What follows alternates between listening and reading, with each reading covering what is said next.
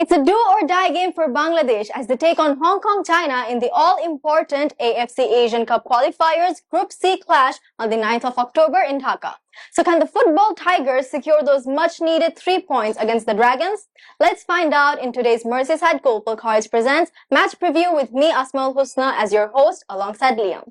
Absolutely, there's no alternative for Bangladesh except winning the game against Hong Kong, China to keep their hopes alive. Currently third on the table, a win for Bangladesh and then game on. The Group C would be wide open. By the way, tickets were sold out within just 24 minutes. A-levels dragging you down? H&D is your shortcut to success. Wow, that's crazy. Now what about the team news?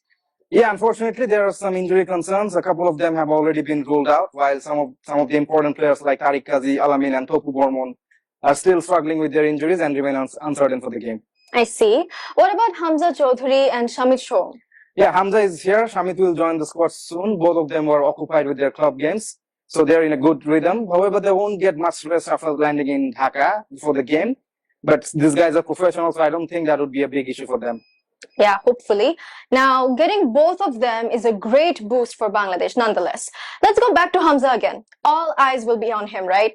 Yeah, unquestionably. Look, he so far played 3 games for Bangladesh, scored a goal against Bhutan, and even created some chances against Singapore, even though none of them found the net. However, he's quite equally effective in the attacking zone, so I won't be surprised if we see him playing in a different role against Hong Kong, China. Head coach Xavier Cabrera also pointed something like that, so let's see how it goes. Alright, what about Zayyan Ahmed, another Bangladeshi origin player who joined the team following in the footsteps of Jamal, Hamza, Shamit and the others? Yeah, Zayyan Ahmed, another exciting talent, just 21 years of age from the US. Initially, he participated in the mega trials where he grabbed the attention of the team management, which later earned him an under-23 national team call-up for the AFC Asian Cup qualifiers in Vietnam. Well, impressed everyone there as well, and this is why he is here in the national team, senior team. This left back also trained with the Bosundhara Kings, and that speaks a lot about his potential and dedication. So I believe if he gets a chance, he will shine. Great. Now, let's talk about our opposition. What are they like? Yeah, Hong Kong currently ranked 146 in the FIFA rankings. Bangladesh, on the other hand, sits at 184th. Again, rankings don't really matter because what I feel on a given day the team will stand out is likely to come out on top. Undoubtedly. Also, don't forget Bangladesh are playing on home soil. So that's another advantage for us. Surely this is going to be an electrifying atmosphere, and playing in the Tigers' Den will be hostile for the Dragons. So they will have another opponent, except apart from Jamal, Hamza, it's the local crowd, our 12 man. Skip the stress, but keep the dream. H&D at Merseyside gets your broth quicker.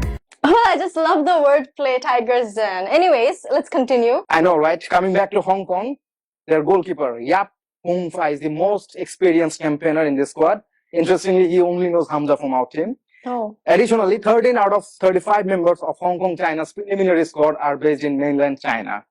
They played 2 matches so far in the ongoing AFC Asian Cup qualifiers against Singapore and India. They won against India with a last-minute penalty and ended in a draw against Singapore. Additionally, they even played against Manchester United and won by 3-1. They had a draw against Nepal.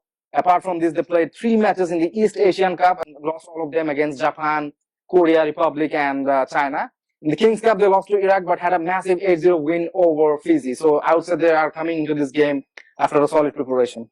And what about the key players to watch out for? Yeah, they've got quite a diverse squad. Players from different backgrounds like Brazil, Bolivia, Germany, New Zealand, Cameroon, Japan, and even Ukraine. That makes really adds to their strength. Cameroon-born winger Mahama Awal scored the winning goal against India, so he's definitely one to watch.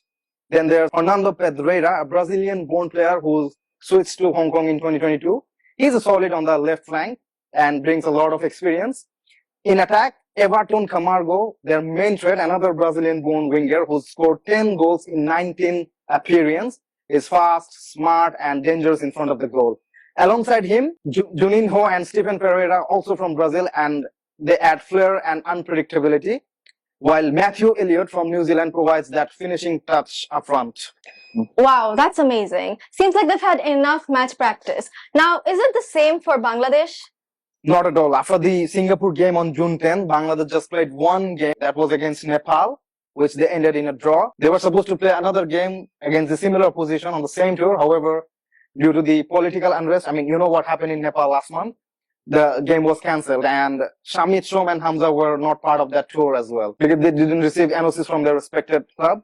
So I would say there's a serious preparation gap for Bangladesh, which I fear might have an impact. That actually doesn't sound good, and it shouldn't be like this. Undoubtedly, especially because Bangladesh will face Hong Kong, China again in Hong Kong within 5 days for the away fixture. So there are surely lack match preparation. You really need to arrange these things accordingly because people might expect a lot from this football team.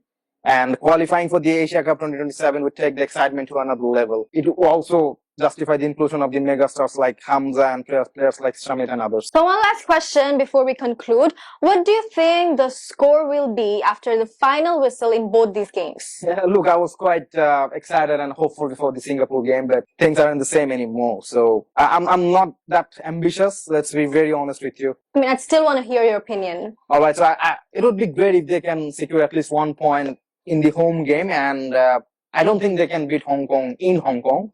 But deep inside, we all want Bangladesh to win. We believe it too. So with that being said, let's call it a day. Until we meet again for another episode of MGC Match Preview. Take care.